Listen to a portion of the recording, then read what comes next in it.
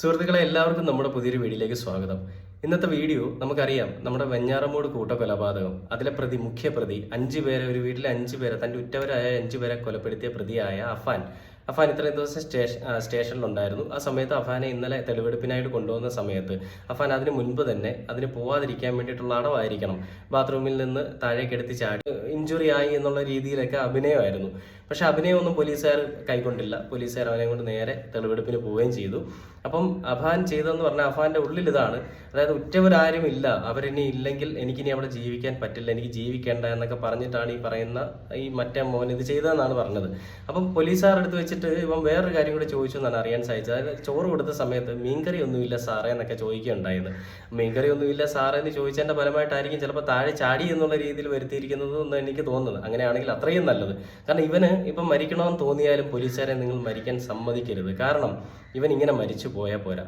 ഇവൻ അപ്പോഴത്തെ തോന്നലില്, അല്ലെങ്കിൽ അവന്റെ കൂടെ മറ്റെന്തെങ്കിലുമൊക്കെ ആരെങ്കിലുമൊക്കെ ഉണ്ടായിരുന്നു എന്നുള്ള ചിന്താഗതിയിൽ അവൻ ചെയ്തൊരു ക്രൂരത എന്ന് പറഞ്ഞാൽ, അവനെ ജീവനേക്കാളേറെ സ്നേഹിക്കുന്ന ഉമ്മ, അവന്റെ അനിയൻ, അവന്റെ പെണ്ണ്, അവന്റെ കുടുംബത്തിലുള്ളവര്, ഇവരെല്ലാം വെറും 2000 രൂപയ്ക്കൊക്കെ വേണ്ടിയിട്ട് അമ്മയെ കൊന്നു കളയല്ലേ, അമ്മയുടെ മാലയ്ക്ക് വേണ്ടിയിട്ട് അമ്മയെ കൊല്ലുക എന്നൊക്കെയുള്ള ഒരു മൈൻഡ് എന്ന് പറയുമ്പം അത് മദ്യം മാത്രമേ ഉപയോഗിച്ചിട്ടുള്ളൂ എന്ന് നിങ്ങൾ മനസ്സിലാക്കണം എന്നാണ് പോലീസുകാർ പറയുന്നത്. ഇങ്ങനെയൊക്കെ ചെയ്യാനായിട്ട് ഈ ബോണ്ട് ക്രിമിനൽ ആണെങ്കിൽ മാത്രമല്ലേ ഇവന് ചെയ്യാൻ പറ്റൂ. നമുക്കറിയാം, ഒരു ചെറിയ എലിയെ കൊന്നാലോ ഒരു ഉറുമ്പിനെ കൊന്നാലോ നമുക്ക് ആ ദിവസം മുഴുവൻ നമ്മൾ റിഗ്രറ്റ് ചെയ്യും, ഇത് അയ്യോ അങ്ങനെ ആയിപ്പോയല്ലോ. ഇൻ കേസ് നമ്മൾ ചുമ്മാ ഒരു കല്ലെടുത്ത് തരുമ്പോൾ ഒരു അണ്ണാന്റെ ദേഹത്ത് അല്ലെങ്കിൽ ഒരു പല്ലിയുടെ ദേഹത്ത് കൊണ്ടുകഴിഞ്ഞാലും ഒരു കിളിയുടെ ദേഹത്ത് കൊണ്ടുകഴിഞ്ഞാലും നമ്മൾ വിചാരിക്കും അയ്യോ അത് ചത്തുപോയല്ലോ. നമുക്ക് ആ ദിവസം വല്ലാത്തൊരു മൈൻഡ് ആയിരിക്കും. പക്ഷെ ആ സമയത്ത് തന്നെ ഈ കൊല്ലുന്ന സമയത്ത് ഇവരുടെ ചൂടുചോര ഇവന്റെ ദേഹത്തേക്ക് തെറിക്കുന്നുണ്ടാവും. ആ സമയത്തും അതെല്ലാം അവൻ ആസ്വദിച്ചാണ് അവനത് ചെയ്തതെന്നുള്ളതാണ്. ഒരാളെ കൊല്ലുമ്പോൾ തന്നെ നമുക്ക് ഒരാളെ കൊല്ലണ്ട, ഒരു ഇച്ചിരി ചോര കാണുമ്പോഴേ തല ഇറങ്ങുന്ന ആളുകളാണ് പല ആളുകളും. എനിക്കങ്ങനെയാണ്. അപ്പൊ അങ്ങനെ ഇരിക്കുന്ന സമയത്ത് എല്ലാവരും അങ്ങനെ ആണെന്നല്ല ഞാൻ പറയുന്നത്.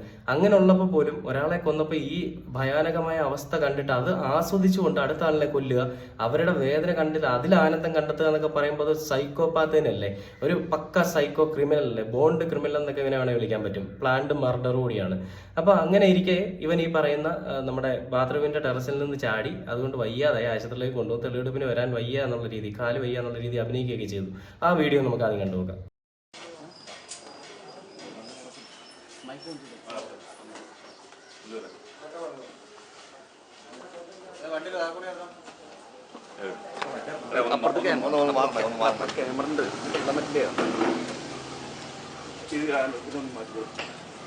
സീറ്റ് മുന്നോട്ട് സീറ്റ് മുന്നോട്ട് ദിവസേ ഒന്ന് മാറി കുറേ സീറ്റ് മുന്നോട്ട്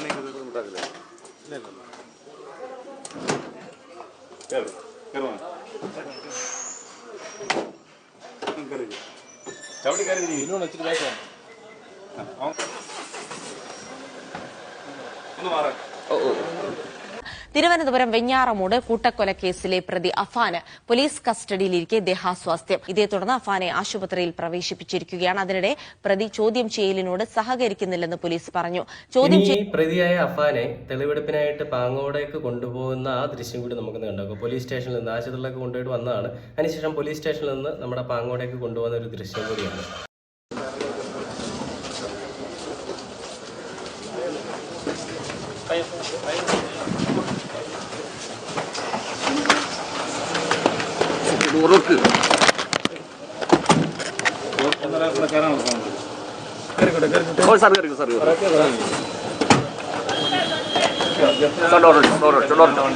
സ്ഥലത്തേക്ക് അഫാനുമായി പോലീസ് എത്തും, അവിടെ തെളിവെടുപ്പ് നടത്തും. ഓക്കെ, അഫാനെ വാഹനത്തിൽ നിന്ന് പുറത്തേക്ക് ഇറക്കുന്നുണ്ട്. രതീഷ് ലൈനിലുണ്ടെങ്കിൽ രതീഷ്, ഈ തെളിവെടുപ്പ് നടത്തേണ്ട സ്ഥലത്തേക്ക് എത്തിച്ചോ? സൽമാ ബീവിയുടെ വീട്ടിലേക്കാണോ കൊണ്ടുപോകുന്നത് അഫാനെ?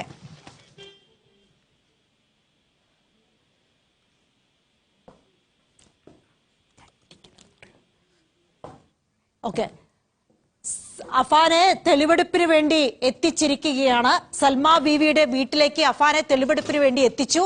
ഇതാണ് ഒരു ക്രൈം നടന്ന സ്പോട്ട്. സൽമാ ബീവിയെ കൊലപ്പെടുത്തിയ വീടാണ് ആ കാണുന്നത്. സൽമാ ബീവി ഒറ്റയ്ക്ക് താമസിച്ചിരുന്ന വീട്. അവിടെ എത്തിയാണ് അഫാൻ സൽമാ ബീവിയോട് മാല ചോദിച്ചത്. മാല കൊടുക്കാത്തതിന്റെ ദേഷ്യം കൂടി അഫാൻ സൽമാ ബീവിയോട് കാണിച്ചു. സൽമാ ബീവിയെ കൊലപ്പെടുത്തി. ഇപ്പോൾ ആ വീട്ടിലേക്ക് അഫാനെ എത്തിച്ചിരിക്കുകയാണ്. നാട്ടുകാരൊക്കെ തന്നെ തടിച്ചുകൂടിയിട്ടുണ്ട് അഫാനെ കാണുന്നതിന് വേണ്ടി. കനത്ത പോലീസ് സുരക്ഷയിലാണ് അഫാനെ അവിടേക്ക് എത്തിച്ചിരിക്കുന്നത്. അല്പസമയത്തിനകം തന്നെ സനകൻ വേണുഗോപാൽ അതിന്റെ വിവരങ്ങൾ നൽകും. ജനക്കൂട്ടം വലിയ തോതിലുണ്ട്. ആ പ്രതിയായ അഫാനെ തെളിവെടുപ്പിന് കൊണ്ടുവന്ന കാഴ്ചകളാണ് നിങ്ങൾ കണ്ടത്. അവന്റെ ഉമ്മയുടെ സഹോദരി അല്ലെങ്കിൽ ഉമ്മയുടെ വീട്ടിലേക്കാണ് അവനെ കൊണ്ടുപോയിരിക്കുന്നത്. അവിടെ വെച്ചിട്ടാണ് അവൻ ആദ്യത്തെ മർഡർ ചെയ്യുന്നത്. അതിനുശേഷമാണ് അവൻ വീട്ടിലേക്ക് വന്നിട്ട് ബാക്കിയുള്ളവരെ കൊല്ലുന്നത്. അപ്പൊ അതിന്റെ തെളിവെടുപ്പുകൾ നടന്നുകൊണ്ടിരിക്കുകയാണ്. എന്താണ് സത്യാവസ്ഥ എന്നുള്ളത് ഇതുവരെ നമുക്ക് അറിയാൻ സാധിച്ചിട്ടില്ല. എന്തിന്റെ പേരിലാണ്, എന്തിന്റെ അടിസ്ഥാനത്തിലാണ്, പൈസ തന്നെയായിരുന്നു അവരുടെ പ്രശ്നം, കടബാധ്യത കൊണ്ടാണ് അവരിത് ചെയ്യാനായിട്ട് വില്ലിങ് ആയത്, അല്ലെങ്കിൽ മറ്റെന്തെങ്കിലും കാര്യങ്ങളുണ്ടോ എന്നുള്ളത് ഇനിയും നമുക്ക് അറിയാനായിട്ടുണ്ട്. ഇപ്പോഴും ദുരൂഹതകൾ നിറഞ്ഞു നിൽക്കുന്ന ഒരു കേസായിട്ട് തന്നെ വെഞ്ഞാറമൂടിന്റെ കൊലപാതകം നമുക്ക് അറിയാനായിട്ട് സാധിക്കും. ഇനി ആ ഉമ്മയുടെ, അതായത് നമ്മുടെ ഈ പറയുന്ന അഫാൻ എന്ന് പറയുന്ന കുറ്റവാളിയുടെ ഉമ്മയുടെ ഒരു അവസ്ഥ, ഉമ്മ ഇത്രയും ദിവസം ക്രിട്ടിക്കൽ സ്റ്റേജിൽ ആശുപത്രിയിലായിരുന്നു. ഇപ്പം അതിനുശേഷം ഉമ്മ ഭേദമായിട്ട് വരുന്നുണ്ട്. ആ സമയത്ത് ഉമ്മയുടെ ഇളയ മകനെ മരിച്ചു എന്നുള്ള കാര്യം അറിയിക്കുകയും, അതെങ്ങനെയാണ് മരിച്ചെന്ന് അറിയിച്ചിട്ടില്ല എന്നാണ് പറഞ്ഞിരിക്കുന്നത്. ആ മരിച്ചു എന്നുള്ള കാര്യം അറിയിക്കുകയും ചെയ്തതിന് ഫലമായിട്ട് ആ ഉമ്മ പറഞ്ഞു, എൻ്റെ ഇളയ മകനില്ലാത്തടത്ത് എനിക്കും ഇനി ജീവിക്കണ്ട, ഞാൻ ആത്മഹത്യ ചെയ്യുമെന്നൊക്കെയാണ് പറഞ്ഞത്. ആ സമയത്ത് നമ്മളൊന്ന് ആലോചിച്ച് നോക്കി, ഉമ്മ ഇതൊക്കെ പറയുമ്പോൾ ആ ഉമ്മയുടെ ഭർത്താവുണ്ട്, അതായത് ഈ അഫാൻ്റെ അച്ഛൻ, അദ്ദേഹത്തിൻ്റെ ആ ഒരു അവസ്ഥ, അദ്ദേഹത്തിൻ്റെ എല്ലാം തകർന്ന് അദ്ദേഹം പുറത്തു പോയി അവിടെ ജോലി ചെയ്യാൻ നോക്കി, അതും പാളി. അദ്ദേഹം അങ്ങനെ ഒരു അവസ്ഥയിൽ നിന്നിട്ട് ഒന്നുമില്ലാത്ത അവസ്ഥയിലേക്ക് വീട്ടിലേക്ക് തിരിച്ചു വന്നിരിക്കുകയാണ്. അച്ഛനും ആ അമ്മയും മാത്രമുള്ള അവസ്ഥയിലേക്ക് തിരിച്ചു വന്നിരിക്കുകയാണ്. കൊലയാളിയായിട്ടുള്ള മൂത്ത മകനും ഉണ്ട്. അപ്പോൾ അങ്ങനെ ഒരു അവസ്ഥയിൽ ആ അച്ഛൻ ഇതൊക്കെ അക്സെപ്റ്റ് ചെയ്തുകൊണ്ട് നിൽക്കുമ്പോൾ ആ ഉമ്മയുടെ ആ ഒരു വിഷമം കൂടി കാണുമ്പോൾ അച്ഛൻ എങ്ങനെ സഹിക്കാൻ സാധിക്കും എന്നുള്ളതാണ് നമ്മൾ ചിന്തിക്കേണ്ടത്. ഒരു വല്ലാത്തൊരു അവസ്ഥ തന്നെയല്ലേ. സ്വന്തം മക്കളാൽ തന്നെ തൻ്റെ കുടുംബം ശിഥിലമാകുന്നവരുണ്ടാകുന്നൊരു വേദന, മക്കൾ വഴിപഴിച്ചു പോകുമ്പോൾ അച്ഛനും അമ്മയ്ക്കും ഉണ്ടാകുന്ന വേദന എത്രത്തോളം നമുക്കറിയാം. അതോടൊപ്പം തന്നെ ഈ രീതിയിലൂടെ ആകുമ്പോൾ അമ്മയ്ക്കും ആ അച്ഛനൊക്കെ ചങ്ക് പൊട്ടുന്നുണ്ടാവില്ലേ.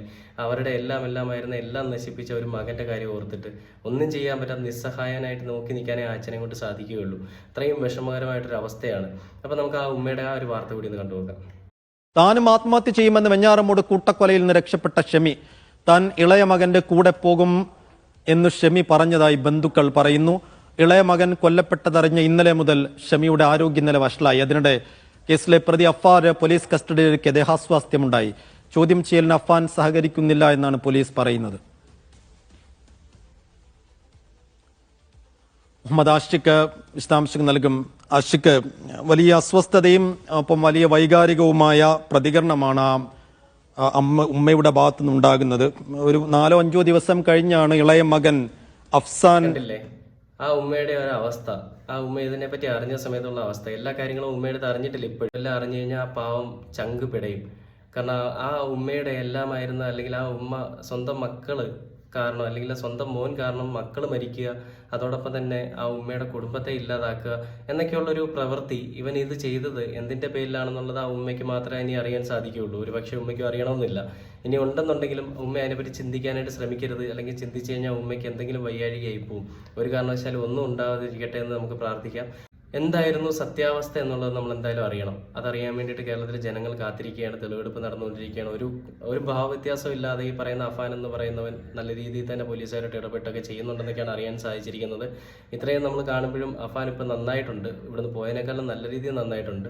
ഇനിയും അവനവിടെ കിടന്ന് തടിച്ചു കൊഴുത്ത് വളരെയുള്ളൂ. ആ ഉമ്മയ്ക്കും അല്ലെങ്കിൽ ആ ഒരു കുടുംബത്തിന് സംഭവിച്ചതിന് ഒരു നീതി കിട്ടണമെന്നുണ്ടെങ്കിൽ ഈ പറയുന്ന തെളിവെടുപ്പ് നടന്നതിന് ശേഷം എന്താണ് കാര്യമായിട്ടുള്ള സംഭവം എന്ന് അന്വേഷിച്ചതിന് കാര്യമായ രീതിയിൽ ശിക്ഷാ നടപടികൾ കൈക്കൊള്ളണം ഈ ഒരു സമയത്ത് ഞാൻ അഭ്യർത്ഥിക്കുകയാണ്. തൂക്കിക്കൊല്ലാൻ പറ്റുമെങ്കിൽ തൂക്കിക്കൊല്ലുകയാണ് വേണം. തൂക്കിക്കൊല്ലാൻ പറ്റുമെങ്കിലെന്നല്ല, 5 പേരെ കൊലപ്പെടുത്തിയവന് തൂക്കിക്കൊല്ലാനായിട്ട് ഇനി എന്ത് നിയമം അനുശാസിക്കുന്ന, അല്ലെങ്കിൽ എന്ത് നീതിന്യായ വ്യവസ്ഥ മാറ്റേണ്ടി വരും? ഒന്നും മാറ്റേണ്ടി വരില്ല. കൊലപാതകം ചെയ്യുന്നവനെ തൂക്കിക്കൊല്ലുക എന്നൊരു നിയമം വന്നു കഴിഞ്ഞാൽ തീരാവുന്നേ ഉള്ളൂ നമ്മുടെ നാട്ടിലെ എല്ലാ പ്രശ്നങ്ങളും. അത് തല്ലായിക്കോട്ടെ, ഇനിയും വഴക്കായിക്കോട്ടെ, എന്തും ആയിക്കോട്ടെ, കൊലപാതകികളെ തൂക്കിക്കൊല്ലുക. അതായത് ഒരു കുറ്റം ചെയ്യാൻ പോകുമ്പോൾ മുട്ട വിറയ്ക്കുന്ന ഒരു നിയമം വന്നു കഴിഞ്ഞാൽ പിന്നെ ആരാണ് ഇതൊക്കെ ചെയ്യാൻ മുന്നിട്ടിറങ്ങുക? സംരക്ഷിക്കാൻ ആളുകളുണ്ട്, ആളൂർ പോലെയുള്ള വക്കീലുകളുണ്ട്, അല്ലെങ്കിൽ മറ്റുള്ള ക്രിമിനൽ ലോയേഴ്സ് ഉണ്ട്, അല്ലെങ്കിൽ നമ്മുടെ പാർട്ടി നേതാക്കളുണ്ട്, അല്ലെങ്കിൽ നമ്മുടെ പാർട്ടി ഉണ്ടെന്നൊക്കെ വിചാരിക്കുമ്പോഴാണ് ഈ പറയുന്ന പല പ്രശ്നങ്ങളും, അല്ലെങ്കിൽ പല ധൈര്യവും മുന്നിലേക്ക് വരുന്നത്, അല്ലെങ്കിൽ പല വാണങ്ങളും മുന്നിലേക്ക് വരുന്നത്. ഇതിനൊന്നും ആരും ഉണ്ടാവില്ല, നമ്മൾ തന്നെ അനുഭവിക്കേണ്ടി വരും, അല്ലെങ്കിൽ ഇത് വലിയൊരു ശിക്ഷയായിരിക്കും എന്നുള്ളത് തോന്നിക്കഴിഞ്ഞാൽ ഇതൊന്നും ആരും ചെയ്യില്ല. അതിന് വേണ്ടിയിട്ടുള്ള നടപടികൾ എത്രയും പെട്ടെന്ന് സർക്കാർ അല്ലെങ്കിൽ നമ്മുടെ ഏതൊരു നിയമ സംവിധാന വ്യവസ്ഥയുടെ സൈഡിൽ നിന്നാണെങ്കിലും കൈക്കൊള്ളണമെന്നാണ് എനിക്ക് ഈ സമയത്ത് പറയാനുള്ളത്.